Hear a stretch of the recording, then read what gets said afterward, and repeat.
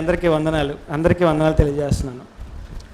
ఈరోజు కూడా నాకు ఇవ్వబడిన యాక్చువల్గా నన్ను 3వ మెసేజ్ మాట్లాడమన్నారు.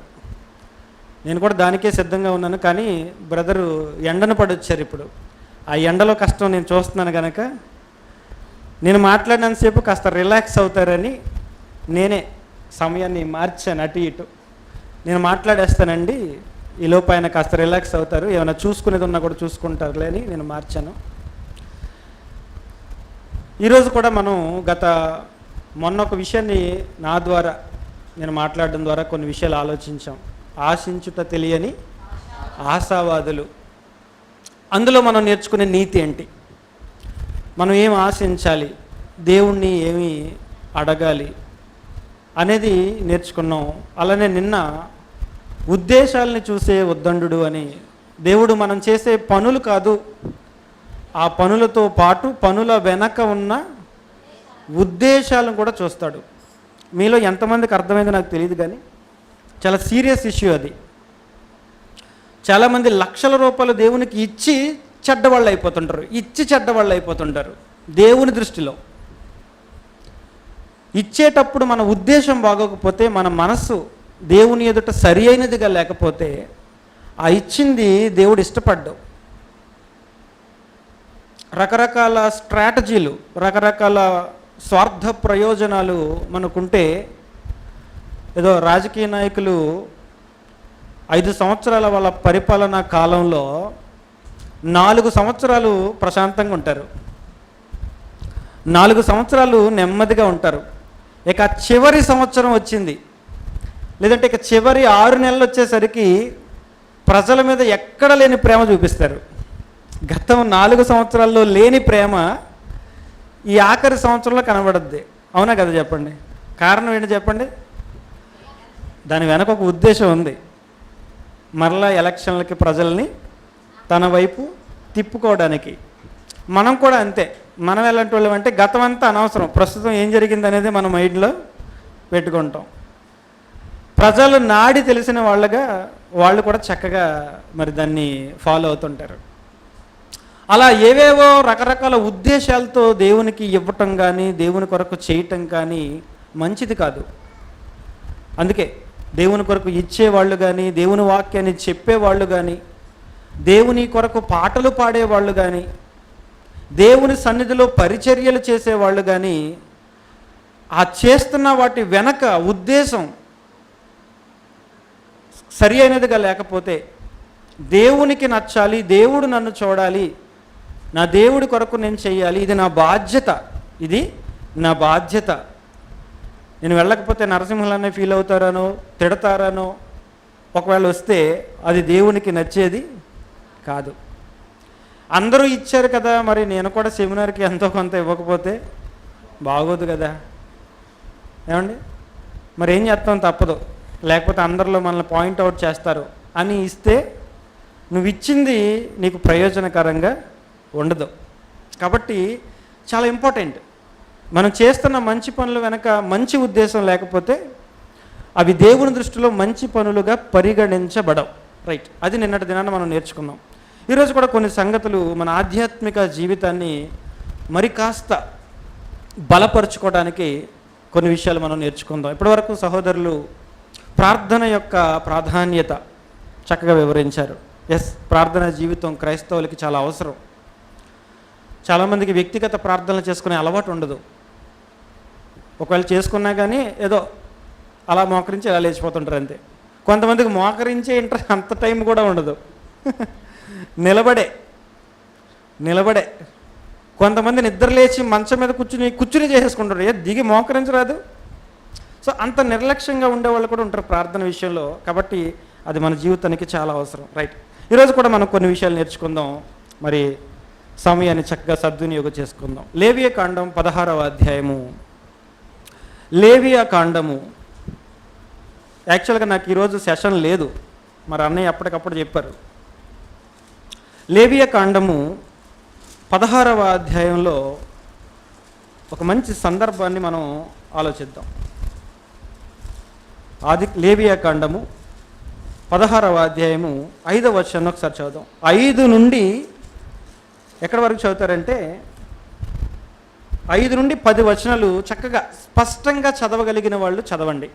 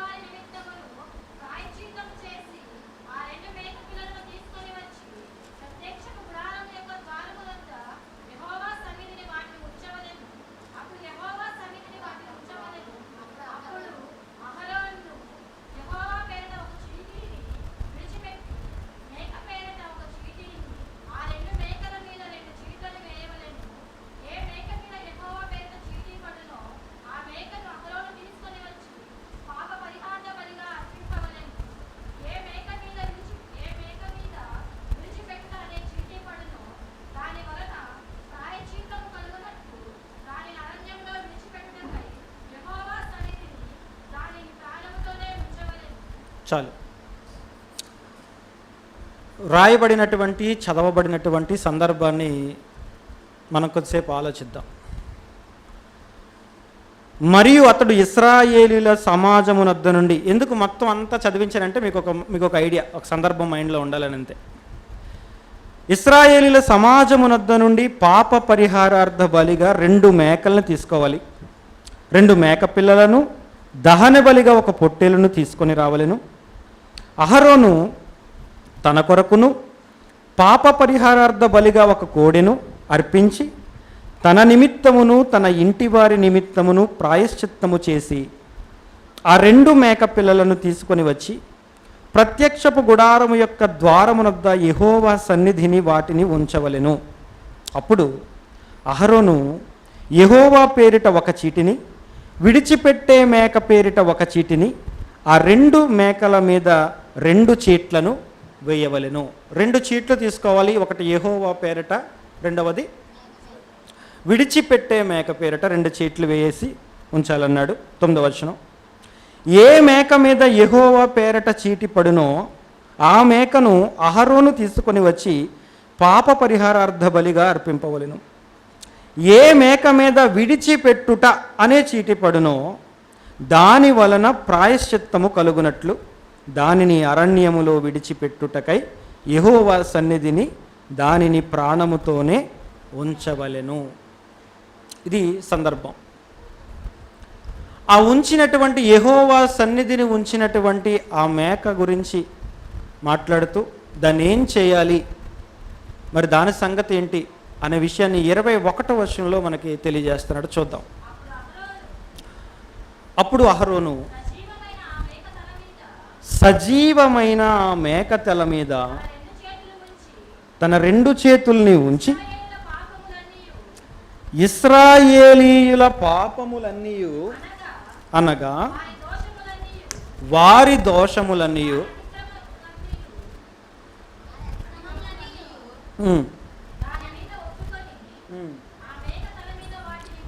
మోపి తగిన మనుష్యుని చేత అరణ్యములోనికి దాన్ని పంపవలెను. 22. ఆ మేక వారి దోషములన్నిటినీ ఎడారి దేశమునకు భరించిపోవును. చాలామందికి కాస్త బైబిల్ మీద అవగాహన, బైబిల్ చదువుతున్న వాళ్ళకి ఇప్పటికే విషయం అర్థమైపోయి ఉంటుంది. ఏ మేక మీదైతే విడిచిపెట్టుట అనే చీటి పడిందో దానిని ఇశ్రాయేలీయుల యొక్క అందరి పాపములు దాని మీద మోపి, ఆ మేక మీద మోపి దానిని ఏం చేయమంటున్నాడు? తగిన మనిషికిచ్చి దానిని అరణ్యములో విడిచిపెట్టేయాలి, ఎడారి దేశములో దానిని విడిచిపెట్టేయాలి, అరణ్యములోనికి దాన్ని పంపేయాలి. ఆ మేక వారి దోషములన్నిటినీ ఎడారి దేశమునకు భరించిపోవును. ఒక మూగ జీవి, ఒక అమాయకపు జీవి, ఒక అమాయకపు ప్రాణి, ఏ దోషము లేని ఒక ప్రాణి. ఇశ్రాయేలీయులు వారి కోరికలకు, లేదంటే వారి ఆశలకు, వారి శరీర వాంఛలకు, వాళ్ళ ఇష్టాలకు వాళ్ళు చేసినటువంటి అనేకమైన పాపాలను ఏమీ తెలియని అమాయక జీవి అయినటువంటి ఒక మూగ జీవిని, ఒక అమాయకపు ప్రాణిని ఏర్పాటు చేసి వీరందరి పాపాలు దాని మీద మోపుతున్నట్లుగా చేతులు దాని మీద మోపి దాన్ని ఏం చేయమన్నాడు? అరణ్యంలో దాన్ని పంపేయాలి. అది వారి పాపములన్నిటినీ దాని మీద వేసుకొని ఎక్కడికి వెళ్ళిపోతుందంట? అది ఎడారి దేశానికి వెళ్ళిపోతుంది అన్నాడు. ఎడారి దేశానికి. ఎడారి దేశం అంటే సస్యశ్యామలంగా, ఎక్కడంటే అక్కడ మంచినీళ్ళు, ఎక్కడంటే అక్కడ ఆహారం దొరికే ప్రాంతం అని మనం అనుకోవచ్చు అంటారా? అనుకోవచ్చు అంటారా? లేదు. మరి ఆ మేక పరిస్థితి ఏంటి? ఈ ఇశ్రాయేలీలందరి పాపాలని దాని మీద మోసుకొని దిక్కులేని జీవిగా, ఇక దానికంటూ ఎవరు లేరు, నిర్దాక్షిణ్యంగా దాన్ని వదిలిపెట్టేయాలి. ఇక దానికంటూ మేత పట్టుకొచ్చి పెట్టేవాళ్ళు ఎవరు ఉండరు. దానికంటూ దాన్ని దప్పిక తీర్చడానికి మంచినీళ్ళు ఇచ్చేవాళ్ళు అంటూ ఎవరు ఉండరు.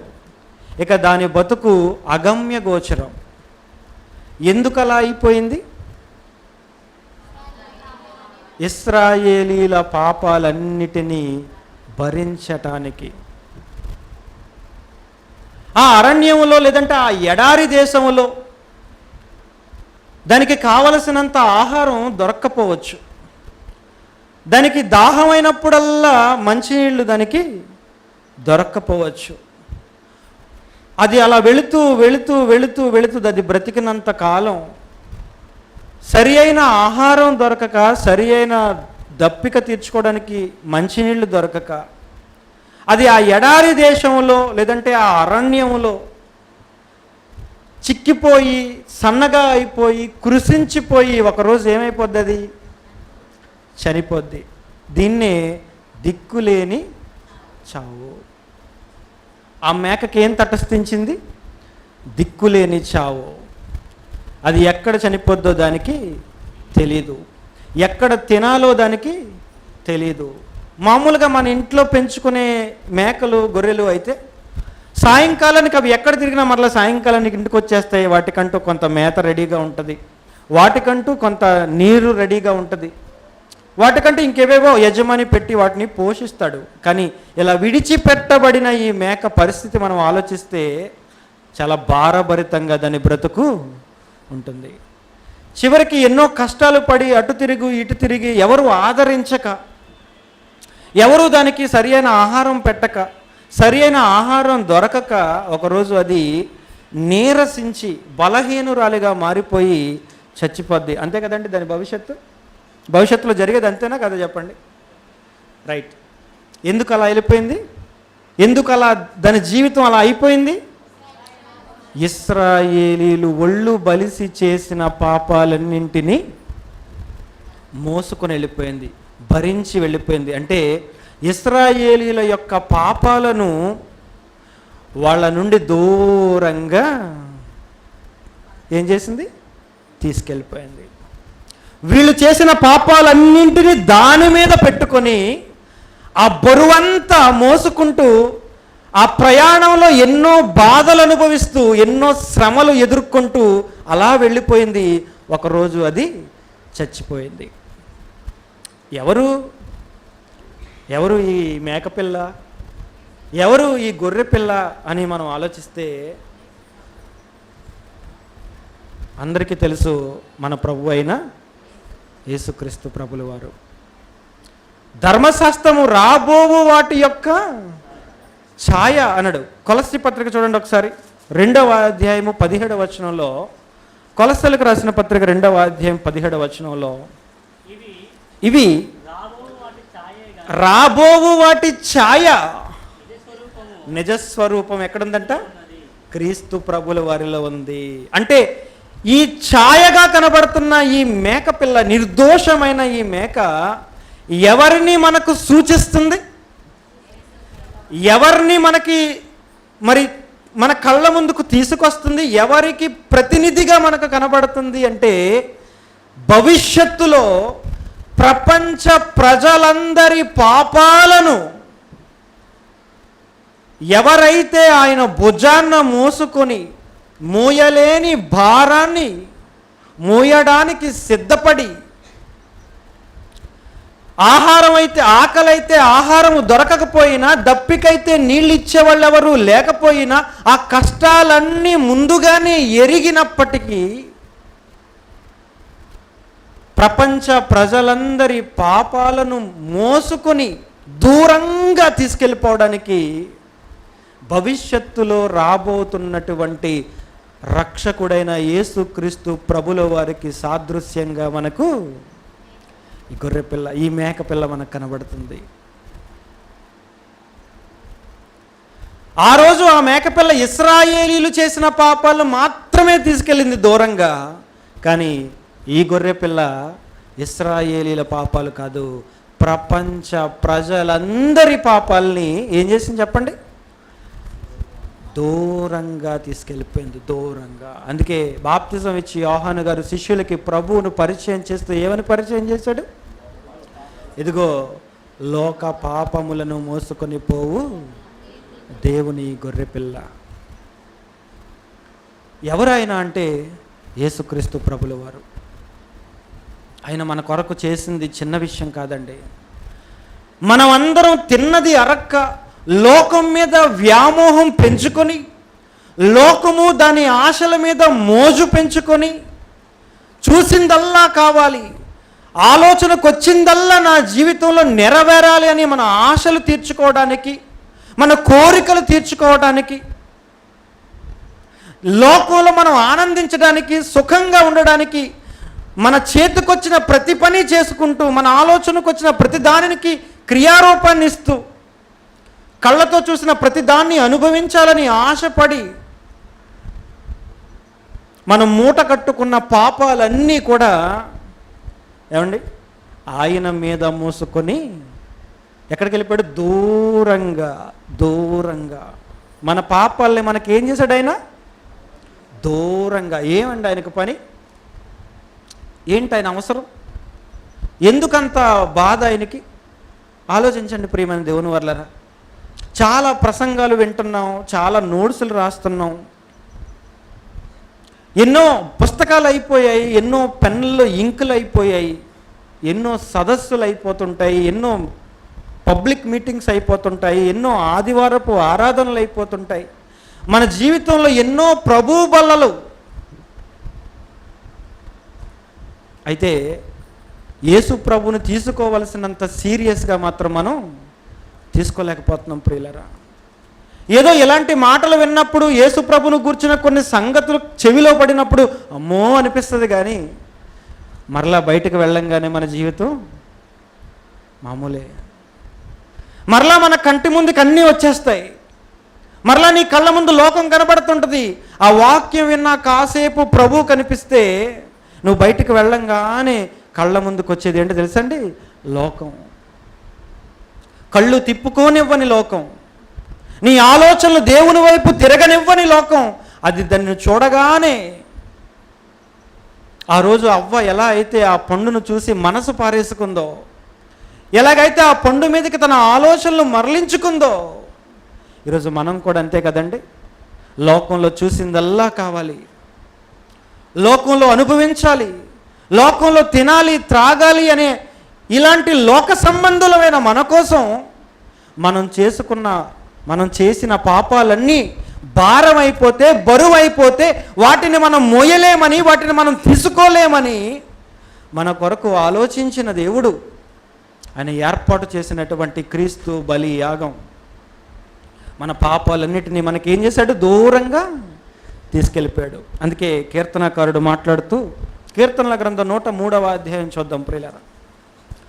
కీర్తనల గ్రంథము 103వ అధ్యాయము, కీర్తనల గ్రంథము 103వ అధ్యాయము 12వ వచనాన్ని చూద్దాం. కీర్తనల గ్రంథము 103వ అధ్యాయము 12వ వచనం దయచేసి అందరూ చూద్దాం ప్రియులారా, అందరం చూద్దాం. పడమటికి తూర్పు ఎంత దూరమో, పడమటికి తూర్పు ఎంత దూరం చెప్పగలరండి? చెప్పగలమా మనం? మన దగ్గర ఉందా కొలత? లేదు. పడమటికి తూర్పు ఎంత దూరం అని మనం చెప్పలేం. పడమటికి తూర్పు ఎంత దూరమో ఆయన మన అతిక్రమములను మనకు అంత దూరపరచి ఉన్నాడు. మనం చేసిన పాపాలన్నింటినీ నాకు ఇచ్చేరా, నేను మోసుకెళ్తాను అన్నాడట. మీరు మొయ్యలేరు. ఎందుకంటే మీరు చేసిన పాపాల యొక్క బరువు ఎంతో మీకు తెలీదు.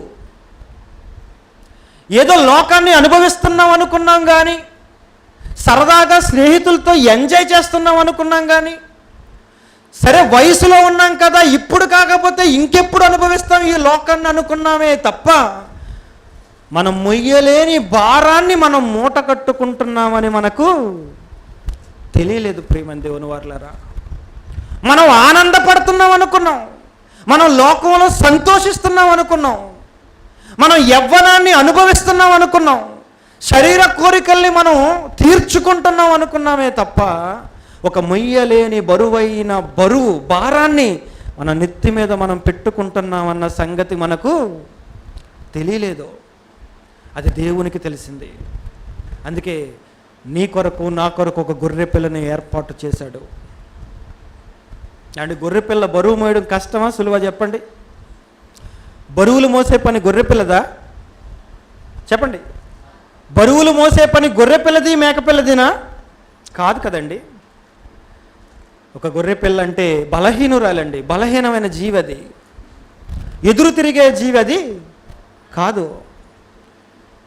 బొచ్చు కత్తిరించు వాని ఎదుట గొర్రె పిల్ల ఎలాగైతే మౌనంగా ఉందో ఆయన అలా మౌనంగా ఉన్నాడట.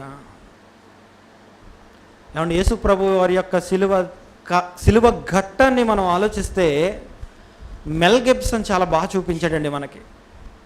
మీలో చాలామంది చూసే ఉంటారు కదండి ప్యాషన్ ఆఫ్ క్రైస్ట్. క్రైస్తవ ప్రపంచానికే ఒక మంచి మూవీ ఇచ్చాడు ఒక మెల్ గిబ్సన్. అందులో ప్రభువుని చూపిస్తాడు. ఎంత నీరసించిపోతాడు ఆయన, రాత్రంతా నిద్రలేదు. భవిష్యత్తులో ఆయన ఏం చేస్తారో ప్రభువుకు ముందుగానే తెలుసు. అనుకోకుండా జరిగిపోయింది కాదండి అది. యేసు ప్రభు సిలువ ఘట్టం అనేది ఏదో మనం సువార్తకు రోడ్డు మీదకి వెళ్తే అనుకోకుండా ఎవరో వచ్చి కొట్టినట్లు కాదండి. ఇది కొడతారని తెలుసు. ఆయన మోమి పైన ఉమ్మివేతలు ఉంటాయని ముందుగానే తెలుసు. ఆయన వీపు చేల్చబడుతుంది లేదంటే దున్నబడుతుంది అన్న విషయం ప్రభువుకు ముందుగానే తెలుసు. సిలువలో ఆయన్ని ఎంతవరకు హింస పెడతారో అనేది ప్రభువుకు ముందుగానే తెలుసు. ప్రియమైన దేవుని వారలారా, అన్నీ తెలిసినా, భవిష్యత్తులో ఆయనకి ఎదురవబోతున్న ఆ హింస ముందుగానే తెలిసినా కూడా ఆ హింసకు సిద్ధపడ్డాడండి.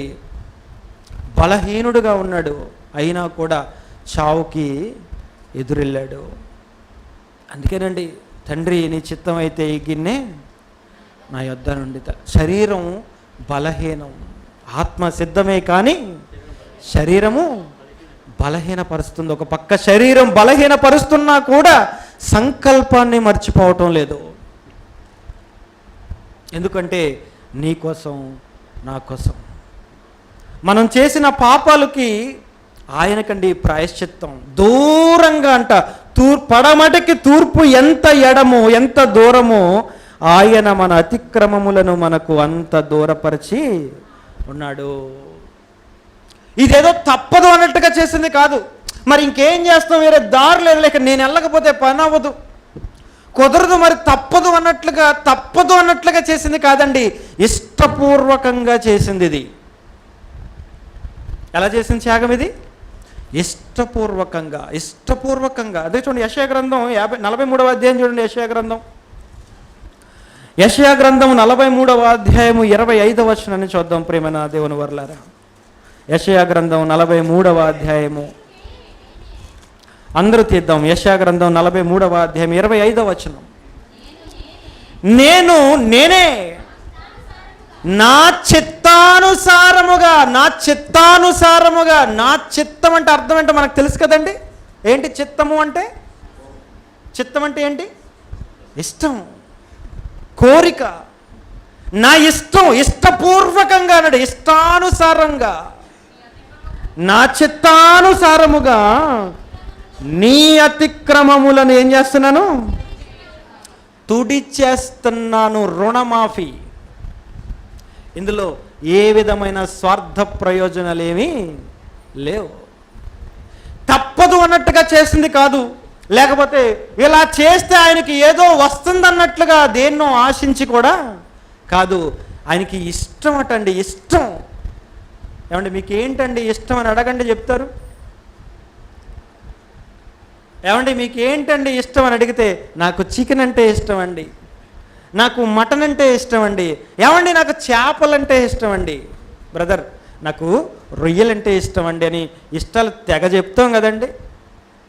నాకు తాజ్ మహల్ అంటే ఇష్టం, నాకు ఎర్రకోట అంటే ఇష్టం, నాకు రామోజీ ఫిల్మ్ సిటీ అంటే ఇష్టం, నాకు నా భార్య అంటే ఇష్టం, నాకు నా భర్త అంటే ఇష్టం, నాకు నా బిడ్డలంటే ఇష్టం, ఇష్టం ఇష్టం ఇష్టం. నీ ఇష్టాలు ఏంటో చెప్పండి అంటే ఎంత సరదా పడిపోతామో ఇష్టాలు చెప్పడానికి.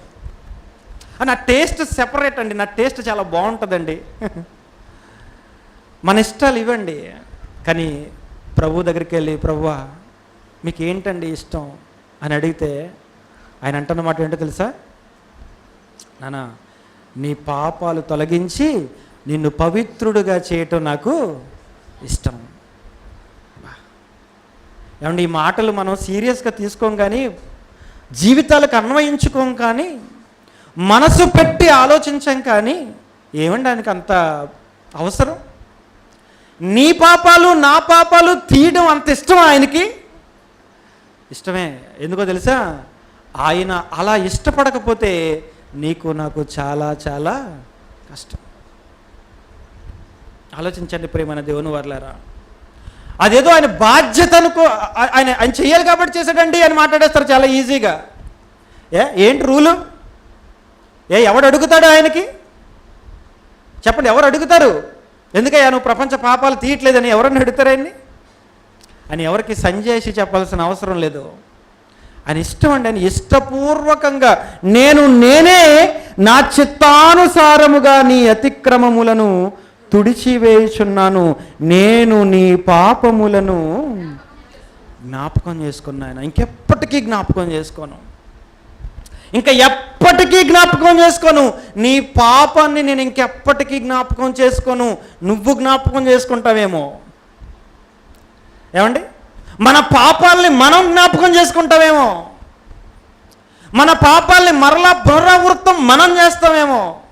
ఏమండి ఇక ఇదే ఆఖరిసారండి, ఇక నా జీవితంలో దీని జోలికి నేను వెళ్ళనండి అంటాం. అవునా కదండి?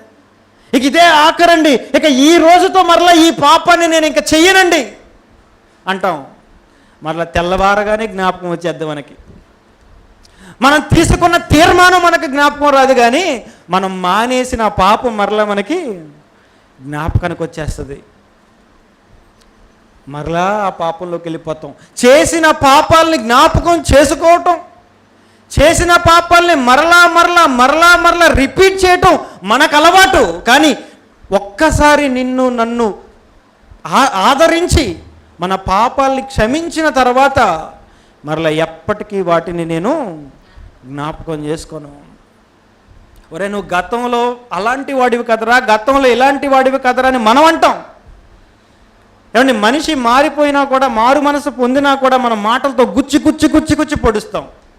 ఏమండి ఇప్పుడు ఇలా ఉంటున్నాడు. ఎవరైనా ఒక వ్యక్తిని పొగిడారు అనుకోండి, ఏమండి ఎంత మంచి వ్యక్తి తెలుసండి, ఎంత భక్తిగా ఉంటాడో తెలుసండి, దేవుల్లో దేవుని కార్యక్రమాలంటే ఎంత శ్రద్ధగా ఉంటాడో తెలుసండి, దేవుని కొరకు ఇచ్చే విషయంలో ముందుంటాడండి, దేవుని పరిచర్య అంటే ముందుంటాడండి, దేవుని కొరకు అంటే పడి చచ్చిపోతాడండి అని ఎవరన్నా పొగిడామనుకోండి పక్కనే ఉంటాడు. ఏమండి ఒకప్పుడు అతను ఎలాంటి వాడో తెలుసా? నీకెందుకు ఒకప్పుడు సంగతి? అంటే ఇప్పుడు ఏదో రకంగా అతన్ని డీగ్రేడ్ చేయాలా, ఏదో రకంగా అతన్ని తగ్గించేయాలి. ఎవరు చేస్తారు? ఆ వ్యక్తి అలాంటోడు ఇలాంటోడు ఎన్ని దరిద్ర పనులు చేశాడో తెలుసా? ఏమండి, నేనే మర్చిపోతాను, నేను ఇంకెప్పటికీ జ్ఞాపకం చేసుకుని దేవుడు చెప్తుంటే మనుషులు మాత్రం పొడుస్తూ ఉంటారు. ఎంత గొప్ప రక్షణ అండి ఇది మనకి. మనం చేసిన పాపాలని ఆయన భుజాల మీద మోసుకుని వెళ్ళిపోయాడండి. ఎవరండి పాపం చేయకుండా ఉన్న వాళ్ళు భూమి మీద? ఎవరైనా ఉన్నారండి? చాలామంది అంటున్నారు, ఏమండి మాకు అవసరం లేదండి మీ యేసు ప్రభు, మీ యేసు ప్రభుతో మాకేమీ అవసరం. మాకు చాలామంది ఉన్నారు, మాకు చాలామంది ఉన్నారు, మీ యేసు ప్రభుని నమ్ముకోవాల్సినంత కర్మ మాకు లేదు. ఏమండి, చాలామంది నీకు ఉన్నారేమో కానీ నీ పాపాలను కడిగేంత దమ్మున్న వాళ్ళు మాత్రం నీ దగ్గర లేరు.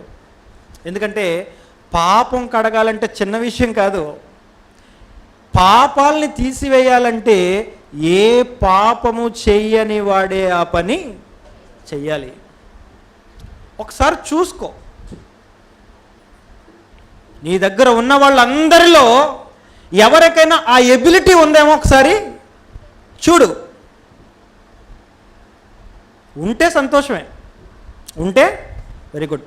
ఒకవేళ లేదనిపిస్తే ఇదిగో ఎప్పటికీ నీ కొరకు ప్రభువు ఎదురు చూస్తున్నాడు. వచ్చే ప్రభు దగ్గరకు వచ్చేయి. వద్దు, తిరస్కరించొద్దు, ఆ రక్షణ నిర్లక్ష్యం చేయొద్దు. నువ్వు నేను తల బలిసి ఒళ్ళు బలిసి చేసిన పాపాలన్నిటినీ ఆయన మోసుకుని వెళ్ళాడు. అందుకోసం ఏ పాపము లేనివాడుగా జీవించాడు. భూలోకంలో ఉన్న ఏ మనిషి పాపము లేనివాడుగా లేడండి. అందరూ పాపులే. నేను పాపిని కాదండి అంటాడు. ఏమండి, నేను పాపిని కాదండి అంటాడు. ఒక్కసారి నీ మనస్సును అడుగు. ఏమండి, యేసు ప్రభు మాకు అవసరం లేదండి, ఆయన వచ్చింది పాపుల కోసమే, అయితే మేము పాపులమేమి కాదండి, ఇక్కడ పాపులు ఎవరు లేరండి, మీ యేసు ప్రభుతో మాకు సంబంధం లేదని ఎవరైనా మాట్లాడితే ఒక్కసారి నీ జీవితాన్ని నువ్వు ఆలోచించుకో. నువ్వే నీ జీవితాన్ని ఒక్కసారి పరిశీలించు. నీ జీవితంలో పాపం లేదా? ఏమండి, ఉండదా చెప్పండి? ఉండదండి. అంత మంచోళ్ళండి మనుషులు, అంత మంచోళ్ళ? ఆలోచించండి ప్రియులారా. అందుకే దేవుడు అన్నాడు, ఏ నరుడును ఎవ్వడును నీతిమంతుడు. చూడండి సార్, రోమపత్రిక 3వ అధ్యాయం 23వ వచనంలో ఒక మంచి మాట. రోమపత్రిక 3వ అధ్యాయం 23వ వచనం. రోమిలకు రాసిన పత్రిక 3వ అధ్యాయం 23వ వచనం. నీతిమంతుడు లేడు, కనీసం ఒక్కడు కూడా లేడు. ఒక్కడు కూడా లేడు నీతిమంతుడు భూమి మీద. నీతిమంతుడు లేడు, ఒక్కడును లేడు. గ్రహించువాడు ఎవడును లేడు. దేవుణ్ణి వెతుకువాడు ఎవడును లేడు. అందరూ త్రోవ తప్పి ఏకముగా పనికి మాలిన వారైరి. ఏకముగా పనికి మాలిన వారైరి. 23 చదవలేదు మీరు? ఏ భేదమును లేదు, భేదాభిప్రాయాలు ఏమీ లేవు. అఫ్కోర్స్ నువ్వు చాలా చదువుకుని ఉండొచ్చు, కానీ నువ్వు నీతిమంతుడు అయితే కాదు. అఫ్కోర్స్ నువ్వు చాలా గొప్ప మేధావి అయి ఉండొచ్చు ఈ లోకంలో, కానీ నువ్వు పాపము లేని వాడివైతే కాదు. నువ్వు ఎంత గొప్ప స్థితిలో ఎంత గొప్ప స్థాయిలో ఉన్న వ్యక్తివైనా నువ్వు అయి ఉండొచ్చు, కానీ నువ్వు పాపము చేయని వ్యక్తివైతే కాదు. ఒకవేళ నేను పాపము చేయని వ్యక్తిని, నాలో ఏ పాపము లేదు అని నువ్వు అనుకుంటే నిన్ను నువ్వు మోసం చేసుకుంటున్నావు సోదరా. నిన్ను నువ్వు మోసం చేసుకుంటున్నావు. ఒకసారి నీ జీవితాన్ని నువ్వు చూసుకో. నీ జీవితం అసలు నీకే నచ్చదు నువ్వు సరిగ్గా చూసుకుంటే. అన్ని పాపాలు ఉన్నాయి. దేవుడి కంటే బాగా తెలుసా అండి మనిషి గురించి? మనిషికి దేవుడి కంటే బాగా తెలుసా? మనిషిని సృష్టించిన, మనిషిని పోషిస్తున్న దేవుడు అంటున్నాడు మనిషి గురించి ఇస్తున్న స్టేట్మెంట్ ఏమని? ఏ భేదమును లేదు, అందరూ పాపము చేసి దేవుడు అనుగ్రహించు మహిమను పొందలేకపోతున్నారు. మోసం చేసుకోవద్దు సోదరా, మోసం చేసుకోవద్దు. నిన్ను నువ్వు మోసం చేసుకోవద్దు. నాలో ఏ తప్పు లేదు, నాలో ఏ నేరం లేదు, నేను చాలా మంచోడని నువ్వు మోసపోవద్దు. నువ్వు ఖచ్చితంగా పాపం చేసావు, అది నీకు తెలుసు. అది నీకు అర్థమైతే, నేను ఒక పాపిని, నేను ఒక దుర్మార్గుణ్ణి, నేను ఒక దుష్టుణ్ణి, నా అంత పాపి ఇంకెవడు ఉండడనే విషయం నువ్వు రియలైజ్ అయితే, ఇదిగో ఈరోజే యేసు ప్రభు నిన్ను పిలుస్తున్నాడు, రా నీ పాపాలన్నీ నేను తీసేస్తానంటున్నాడు. ఆలోచించండి ప్రియమైన దేవుని వారలారా, యేసు ప్రభు చేసిన మహాయాగం ఈరోజు సమాజానికి అర్థం కాలేదండి. యేసు ప్రభు ఎంత గొప్పవాడో, ఆయన ఎంత త్యాగమూర్తో, ఆయన ఎంత ప్రేమమయుడో బయట సమాజానికి అర్థం కాక నోటికొచ్చిందల్లా మాట్లాడుతున్నారండి ప్రభు గురించి. అన్యాయంగా నోరు పారేసుకుంటున్నారండి క్రీస్తు ప్రభు గురించి. చాలా గొప్పవాడండి ఆయన, చాలా గొప్పవాడు ఆయన. ఆయన ఏ అన్యాయం చేసి కాదు ఆయన శిక్ష పడింది. ఆయనకి ఏదో నేరం చేసి కాదు, ఏదో తప్పు చేసి కాదు, ఏదో దొంగిలించి కాదు, ఎవరి మీద అన్యాయంగా మాట్లాడి కాదు. ఏ పాపం చేయలేదండి ఆయన. ఏ పాపము చేయని ఆ పరిశుద్ధుడు, ఆ నిర్దోషమైన ప్రభు దుర్మార్గులమైన పాపులమైన మన కొరకు ప్రాణాన్ని బలిగా పెడితే సమాజానికి అర్థం కావటం లేదండి. సరే కాసేపు సమాజాన్ని పక్కన పెడదాం, అది ఎప్పుడు అలాగే ఉంటుంది. క్రైస్తవ్యానికి వెలుపట ఉన్న సమాజం ఎప్పుడు అలాగే ఉంటుంది. ఆ రోజు నుంచి ఈ రోజుకి అప్పుడు ఉన్నారు, ఇప్పుడు ఉన్నారు, భూమి ఉన్నంత వరకు వాళ్ళు ఉంటూనే ఉంటారు. అవిధేయత భూమి మీద ఎప్పటికీ ఉంటూనే ఉంటుంది. అయితే క్రీస్తు రక్తములో పాపాలు కడుక్కున్నామని, దేవునికి ప్రభువుకి విధేయులమయ్యామని, ఆయన సన్నిధిలో మా పాపాలని ఒప్పుకున్నామని, క్రీస్తు రక్తంలో మా పాపాలు కడగబడ్డాయని సంఘంలో చేర్చబడిన మనం ఎంత విలువిస్తున్నామండి ప్రభు త్యాగానికి. ఆలోచించండి ప్రియమైన దేవుని వారలారా, మన పాపాలన్నీ తీయడానికి ఆయన మన పాపాలను దూరంగా తీసుకెళ్ళిపోడండి కల్వరి కొండపైకి. ఆ యెరూషలేము వీధుల గుండా ఆయన్ని కొడుతుంటే, ఆ మోయలేని కాడి బరువు ఆయన భుజాల మీద మోపబడితే, ఒక పక్క బరువు మొయ్యాలా, ఒక పక్క కొడుతున్న ఆ తగులుతున్న వీపు మీద తగులుతున్న దెబ్బలకి. ఏమండి, స్కూల్లో పిల్లల్ని టీచర్ కొట్టాడు అనుకోండి, బెత్తం పెట్టి రాయ్ చేయి పట్టరా అంటాడు. ఆడు చేయి పట్టంగానే బెత్తం పెట్టి సర్రమని కొడతాడు, వెంటనే చెయ్యలా వెనక్కి తీసుకుంటాడు. అవునా కదా చెప్పండి? దెబ్బ పడంగానే వెంటనే చెయ్యలా తీసుకుంటాడు దగ్గరికి, వెంటనే దాన్ని ఇలా రుద్దుకుంటుంటాడు. ప్రభువుకి అవకాశం ఉందండి? ప్రభువుకి అవకాశం ఉందా? దెబ్బ పడంగానే సిలువ వదిలేసి వెళ్ళిపోయాడండి. ఆలోచించండి. మనమైతే సిలువ అనగానే పారిపోతాం ముందే. అలా శరీరం చాలా బలహీనం. అలాంటిది ఒక పక్క దెబ్బలు పడుతుంటే ఆ ఇనుప కొరడ చువ్వలు ఆయన శరీరాన్ని, ఆయన వీపు భాగాన్ని దున్ని పడేస్తుంటే ఎక్కడ సిలువనైనా విడిచిపెట్టలేదు. అలా గనక విడిచిపెట్టేసి వదిలేసుంటే ఈరోజు నీకు నాకు ఇంత చక్కగా రక్షణ అనుభవాన్ని పొందే అవకాశం మనకి లేదు ప్రియులారా. ఎన్ని దెబ్బలండి ఆయన తిన్న దెబ్బలు, ఎన్ని గాయాలండి ఆయనకి, ఎన్ని గాయాలండి. సొగసైనను స్వరూపం, మనం యెషయా గ్రంథం 53వ అధ్యాయం చాలాసార్లు చదువుకున్నాం కదండి, తీయక్కర్లేదు.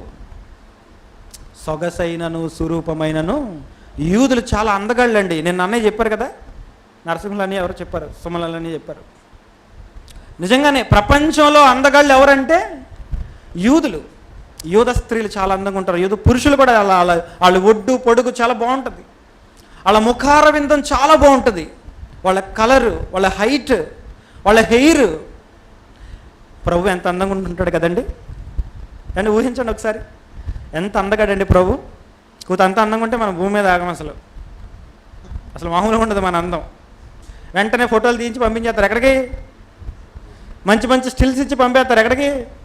ఆ తిరుగుతుంటారు అక్కడ వీధులంట, ఆ కృష్ణానగర్లోనే అక్కడక్కడ ఆ స్టిల్స్ పట్టుకొని. ఎందుకు? హీరో అయిపోవాలి నీ అందానికి. చాలామంది అందగాళ్ళు ఉన్నారు, చాలామంది అందగాళ్ళు మట్టిలో కలిసిపోయారు. నువ్వు ఒకడు మిగిలవేక వెండి తెర మీద నాట్యం ఆడడానికి. అయిపోయాయి, చాలామంది నాటకాలు ముగిసిపోయాయి, చాలామంది నాటకాలు ముగిసిపోయాయండి. వద్దండి, ఈ జీవితం మీద మొక్కు పెంచుకోవద్దు. మన ప్రభువు కంటే అందగాడు ఎవడో లేడు నన్ను అడిగితే. మహా అందగాడండి. అలాంటి మహానుభావుడు ఏమైపోయాడు తెలుసా? సొగసైనను స్వరూపమైన ఆయనకు లేదు. అలాంటి మహానుభావుడు ఈరోజు నిన్ను నన్ను రక్షించటానికి, నీకు నాకు పరలోకాన్ని ప్రసాదించటానికి, నీ పాపాలని నా పాపాలని తీసివేయడానికి ఆయన ప్రాణాన్ని ఫణంగా పెడితే ఏంటండి మనం చేస్తున్నాం? మన బ్రతుకులో మన భక్తి ఎలా ఉంది? మన ఆధ్యాత్మిక జీవితాలు ఎలా ఉన్నాయి? ఆలోచిద్దాం ప్రియులరా. ఒక్కసారి మనల్ని మనం పరిశీలించుకుందాం.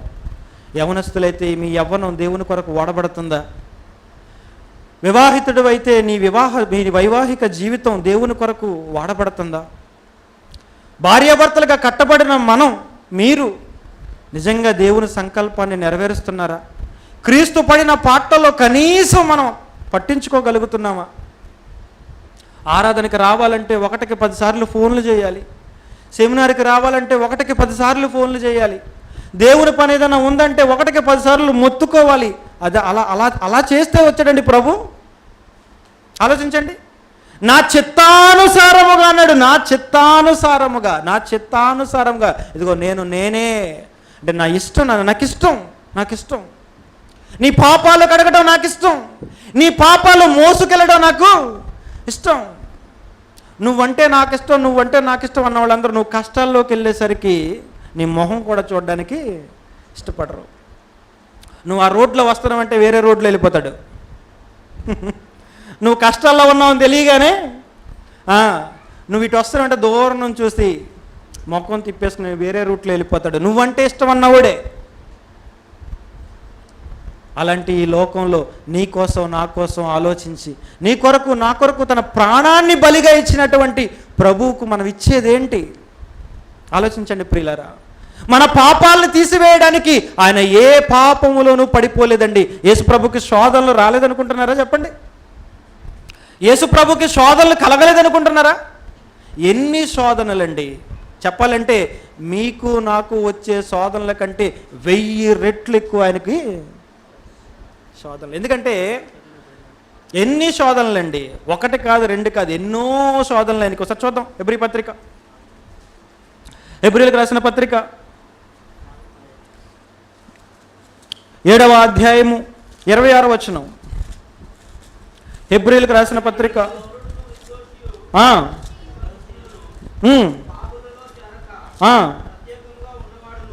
ఉన్నవాడును ఆకాశ మండలము కంటే మిక్కిలి హెచ్చైన వాడునైనా ఇట్టి ప్రధాన యాజకుడు మనకు సరిపోయిన వాడు అన్నాడు. చూడండి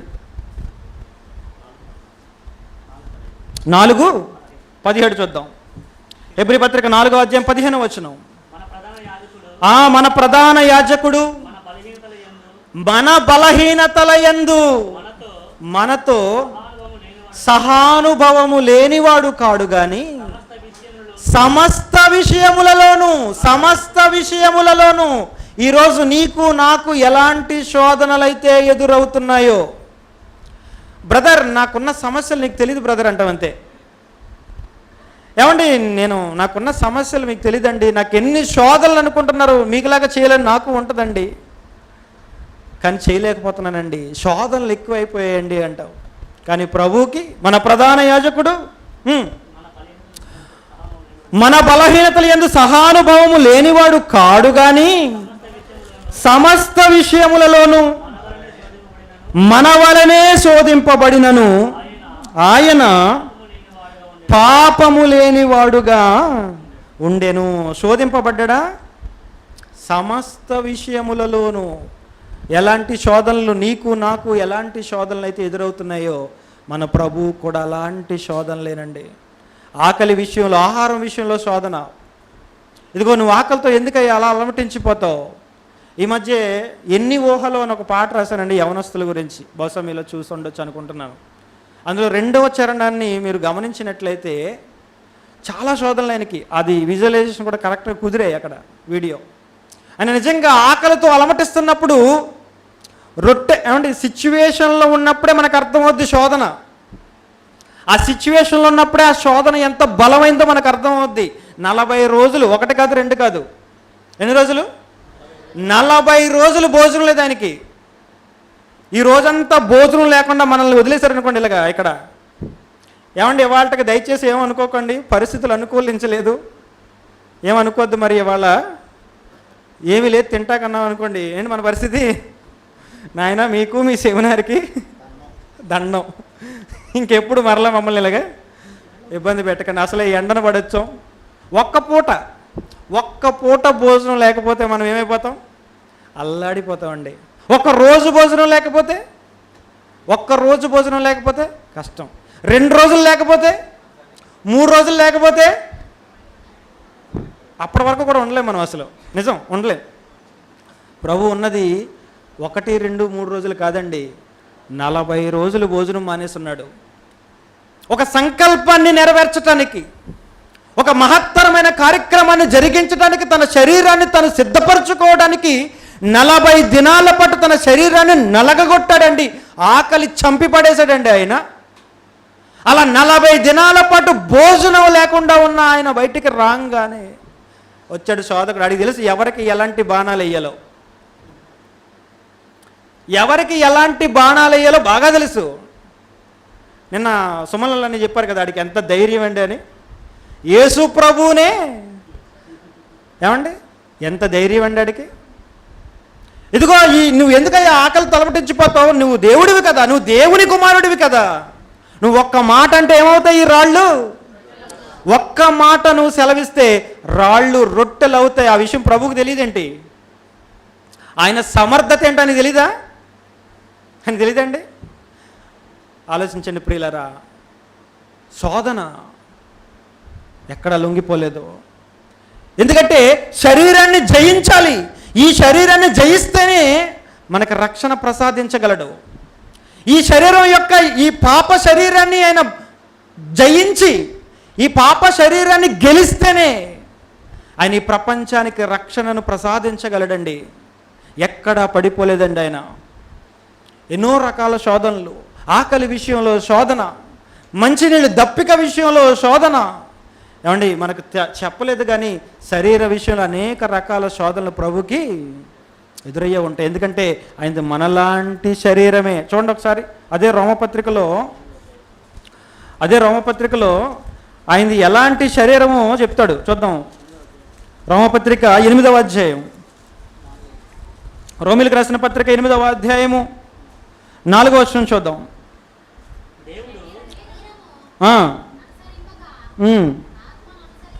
మనం ఎక్కడి నుంచి చూద్దామంటే 4b, పాప పరిహారార్థము నిమిత్తము దేవుడు తన సొంత కుమారుని పాప శరీరాకారముతో. ఏ శరీరం అండి? పాప శరీరాకారం అంటే యేసు ప్రభు శరీరం పాపపూరితమైందని కాదు, పాపము చేసే స్వభావము కలిగినటువంటి శరీరం. అంటే మనలాంటి శరీరం. ఒక మాటలో చెప్పాలంటే ఈరోజు నువ్వు నేను దేనికి టెంప్ట్ అవుతున్నామో, ఆహారాన్ని చూస్తే టెంప్ట్ అయిపోతాం. ఏమండి అవునా కదా? చెప్పండి. ఎన్ని శోధనలు. నువ్వు దేని దగ్గర బలహీన పడిపోతున్నావో, ఎలాంటి విషయాల్లో నీ శరీరము నా శరీరము మనల్ని బలహీన పరిచేస్తుందో. చాలామంది అంటుంటారు, ఏమయ్యా చేసావంటే, ఏమండి ఆ బలహీనమైన క్షణంలో నన్ను నేను కంట్రోల్ చేసుకోలేకపోయానండి. అబ్బా, బలహీనమైన క్షణమట. నిజమే. అలాంటి బలహీనపరిచే శరీరాన్ని ప్రభువు కూడా ధరించుకున్నాడు. ఆయనదేదో అతీతమైనది కాదు, మన శరీరానికి అతీతమైన శరీరం కాదు ప్రభువుది. నీకు నాకు కలిగిన దేహమైనది. నీకున్న ఆకలే ప్రభువుకుంది, నాకున్న దప్పికే ప్రభువుకుంది. నీ శరీరానికి నా శరీరానికి కలిగిన కోరికలే ప్రభు శరీరానికి కూడా ఉన్నాయి. 100కు 100% ఉన్నాయి. కానీ ఎక్కడ ఆయన దానికి లొంగిపోలేదు. అందుకే ఏమంటున్నాడు చూద్దాం. పాప పరిహారార్థము నిమిత్తము దేవుడు తన సొంత కుమారుని పాప శరీరాకారముతో పంపి ఆయన శరీరమందు పాపానికి ఏం చేశాడట? శిక్ష విధించెను. ఏ మాత్రం పాపానికి లొంగిపోయినా, ఏ శోధనకు ఆయన తల దించినా పాపానికి శిక్ష విధించే పరిస్థితి ప్రభువుకి కూడా లేదు. తెలుసండి మీకు? నిజం. ఆయన ఎక్కడా లొంగిపోలేదు. కానీ ఈరోజు నీవు నేను ఏంటేంటో కారణాలు చెప్పుకుంటూ పాపంలో పడిపోతున్నాం. మానలేకపోతున్నాను బ్రదర్, నా వల్ల కావట్లేదు బ్రదర్, నా శరీరం నన్ను ఉండనివ్వట్లేదు బ్రదర్, నా శరీరం నన్ను బలవంతం పెట్టేస్తుంది బ్రదర్ అని పాపంలోకి వెళ్ళిపోతాను. నీకు నాకు ఈరోజు క్రీస్తు త్యాగం అర్థమైందా చెప్పండి ప్రియమైన దేవుని వారలారా? మనందరి పాపాలను కడిగడానికి, మనందరిని నీతిమంతులుగా తీర్చివేయడానికి, మనందరికీ చెప్పాలంటే పరలోకాన్ని ప్రసాదించడానికి, నిత్య జీవాన్ని మనకివ్వడానికి మన పాపాలన్నింటినీ దూరంగా మోసుకొని వెళ్ళిపోయాడండి. దూరంగా మనం ఎలాంటి వాళ్ళమంటే దూరంగా వెళ్ళిపోయిన పాపాలని మరలా కష్టపడి ప్రయాణం చేసి జర్నీ చేసి అవసరమైతే ఫ్లైట్ అయినా సరే ఎక్కి సముద్రాల్ని ఈదుకునైనా సరే వెళ్ళి, ఏమయ్యా ఎందుకు తెచ్చేసావు నా పాపాలన్నీ అని మరలా తీసుకొచ్చుకునే రకం మనం. ఆలోచించండి, పాపాన్ని ఎదిరించగలుగుతున్నామా? పాపానికి ఎదురు తిరగగలుగుతున్నామా? దూరంగా తీసుకెళ్ళిపోయండి ఆయన పాపాలని, మన పాపాలని. ఆయన చేసినవి కాదు, ఆయన చేసిన పాపాలు కాదు అవి. ఆ మధ్య నేను 10th క్లాస్ ఆ టైంలోనే ఇప్పుడు ఓ పాట వచ్చిందండి, సిరివెన్నెల సీతారామ శాస్త్రి రాశాడు పాట. నీ ప్రశ్నలు నీవే, ఎవరు బదులెవ్వరుగా, నీ చిక్కులు నీవే, ఎవరు విడిపించరుగా. అబ్బో మంచి పాపులర్ సాంగ్లండి, మీకు కూడా తెలుసు కానీ తెలియనట్టు కూర్చున్నారు నాకు తెలుసు. అందరూ విన్నారు నాకు తెలుసు. నీ ప్రశ్నలు నీవే, ఎవరు బదులెవ్వరు, నీ చిక్కులు నీవే, ఎవ్వరు విడిపించరుగా. ఎవడు చెప్పాడు? నా ప్రభు నా ప్రశ్నలన్నిటికీ సమాధానం చెప్పాడు. ఏంటి నా బతుకు, నా పరిస్థితి, నేను పాపంలోనే చచ్చిపోతే నా పరిస్థితి ఏంటి అనే ప్రశ్న నీకు వస్తే, నేను ఘోరమైన పాపిని, నేను ఎన్నో పాపాలు చేశాను, నా జీవితంలో ఎన్నో దౌర్భాగ్యమైన కార్యక్రమాలు చేశాను, నా పాపాలు జ్ఞాపకం వస్తే నా మీద నాకే అసహ్యం కలుగుతుంది, అంత నీచుండి నేను. ఇప్పుడు దీనికి సొల్యూషన్ ఏంటి, దీనికి పరిష్కారం ఏంటి, ఈ ప్రశ్నలకి జవాబే లేదా అని నువ్వు ప్రశ్న నీకు తలెత్తితే ప్రభు అంటున్నాడు, నాన్న నీ ప్రశ్నలన్నిటికీ నేనే జవాబు, నేనే సమాధానం, నీ దగ్గరున్న ప్రతి ప్రశ్నకి సమాధానం నేనే.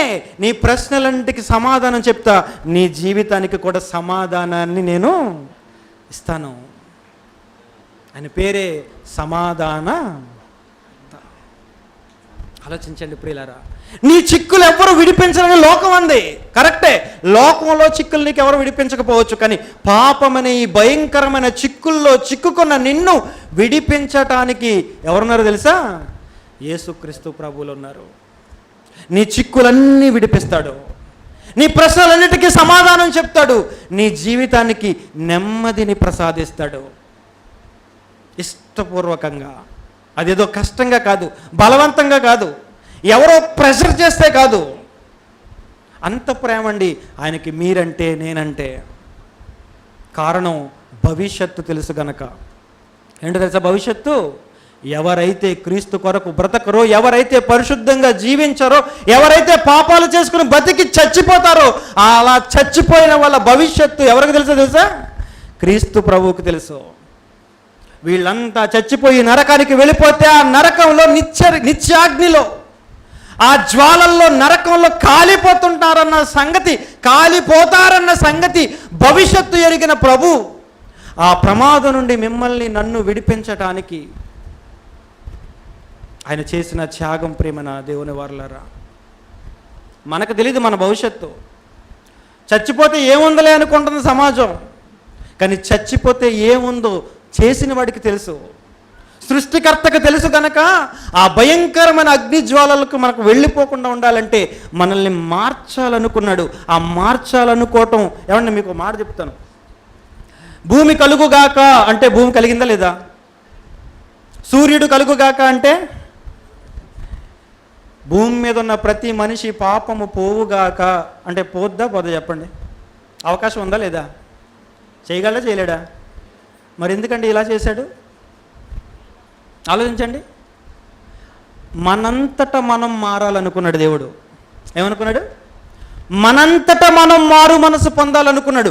మనకు మనంగా పశ్చాత్తాపడి మారు మనస్సు పొంది ఆయన దగ్గరికి రావాలనుకున్నాడు. బలవంతంగా తెచ్చుకోవాలంటే పెద్ద పని కదా ఆయనకి. ఆ చిప్పు తీసి చెప్పి పెడితే చాలు. కానీ మనలో నుంచి మార్పు రావాలంటే నువ్వు నేను మారాలనిపించే ఒక దృశ్యం నీ కళ్ళ ముందు, నా కళ్ళ ముందు కనిపించాలి. అది చూడగానే నీ గుండె దవించిపోవాలి. అది వినగానే నీ మనసంతా కకావికలం అయిపోవాలి. ఆ మాటలు చదువుతుంటే నీ గుండె చెరువైపోవాలి.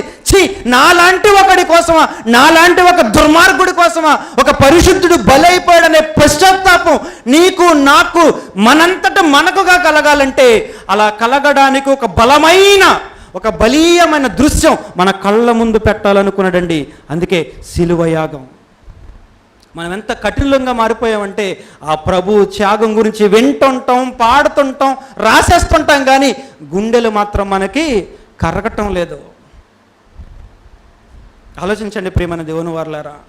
మనంతటా మనం మారాలనుకున్నాడు. మనకి మారు మనస్సు కలగాలనుకున్నాడు. మార్చాలనుకోలేదు, మారాలనుకున్నాడు. బాగా వినండి, మార్చాలి అనుకోలేదు ప్రపంచాన్ని దేవుడు. ప్రపంచాన్ని దేవుడు మార్చాలి అనుకుంటే ఒక్క నిమిషం. కానీ దేవుడు అనుకున్నది ఏంటి తెలుసా? ప్రపంచం మారాలి అనుకున్నాడు. మార్చటం పెద్ద పని కదా ఆయనకి. కానీ మారాలనుకున్నాడు. కనుక ఆ మారాలంటే ఏం చెయ్యాలో ఆలోచించాడు. వాళ్ళ హృదయాలు స్పందించి మారు మనస్సు పొందాలంటే ఇదిగో నా ప్రాణాన్నైనా సరే వాళ్ళ కొరకు నేను బలిగా ఇస్తానన్నాడు. ఆలోచించండి ప్రియులరా. త్యాగం తెలుసు మనకి, అది మనం గుర్తించాం, అది మనకు అర్థమైంది. మారు మనసు పొందేశాం, బాప్తిజాలు తీసేసుకున్నాం, సంఘంలో చేర్చబడిపోయాం. అయితే చేర్చబడిన తర్వాత ఎలా బతుకుతున్నాం? ఏదో వచ్చి వెళ్ళిపోతున్నామా? ఏదో వినేసి వెళ్ళిపోతున్నామా? ఏదో రాసేసి వెళ్ళిపోతున్నామా? ఏదో కొంత కానికి ఇచ్చేసి వెళ్ళిపోతున్నామా? నో అండి. అలా ఉంటే మనం రక్షింపబడిన వాళ్ళము కాము. రక్షణ అనేది ఒక్కరోజుతో వచ్చేది కాదు. జీవితం అంతా మనం దాన్ని ఏం చేయాలి? కొనసాగించాలి. అంతము వరకు కొనసాగించిన వాడే, అంతము వరకు సహించిన వాడే రక్షింపబడినంటారు 28వ మత్తయి సువార్తలో. అంతము వరకు, మరణించినంత వరకు ఇదిగోండి మన ప్రభు మనకు ప్రసాదించిన ఈ రక్షణ మనం ఏం చేయాలి? కాపాడుకోవాలి. ఎన్నో శోధనలు వస్తుంటాయి, నిలబడాలి, బలంగా నిలబడాలి. వాక్యాన్ని ఆసరాగా తీసుకుని, వాక్యం మీద ఆనుకొని దేవుని కొరకు మనం నిలబడదాం. ఈ చిన్న జీవితాన్ని ఏమండి ఈ ఎండకే తట్టుకోలేకపోతున్నాం. ఎంత 43, 44 అలా ఉంటున్నట్టుంది ఈ ఎండ. ఏమండి 45. కానీ నరకంలో డిగ్రీలు మనకి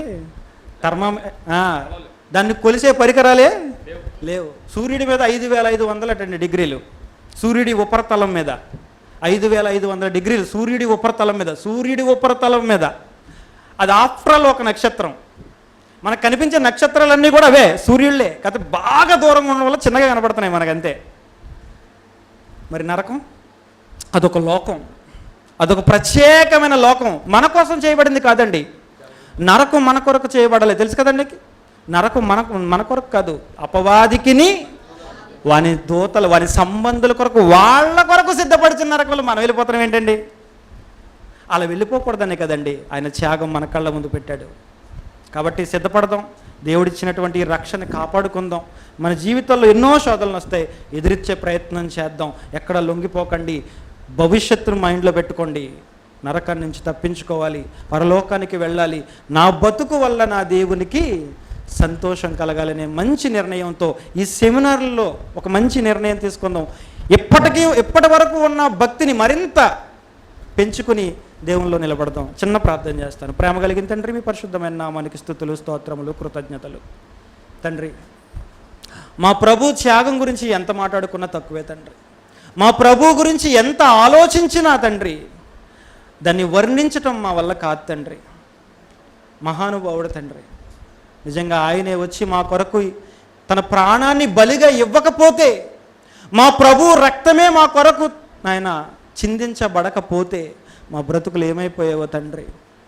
అలాంటి దుర్మార్గులము, బుద్ధిహీనులము, దుష్టులమైన మమ్మల్ని రక్షించడానిక తండ్రి మా ప్రభు ఇంత చేశాడనే విషయం మేము గ్రహించి మాలో ఉన్న అవిధేయతను తొలగించుకొని, మాలో ఉన్న చెడు స్వభావాన్ని తొలగించుకొని తండ్రి మీ కొరకు పరిశుద్ధులంగా, యథార్థవంతులంగా, కల్మషం లేని వారంగా ప్రతి విషయం నిలబడి అనేక మందికి వెలుగుగా మేము ఉండడానికి సహాయం చేయమని వేడుకుంటూ, నేను మరి నా తర్వాత మాట్లాడబోతున్న సహోదరులు మీ సేవకులు నవీన్ బాబు గారికి తోడుగుండండి. మంచి మాటల చేత మమ్మల్ని మరింత బలపరచండి. నిజమే తండ్రి, మీ వాక్యం లేకపోతే మా బ్రతుకులు బాగోవు తండ్రి.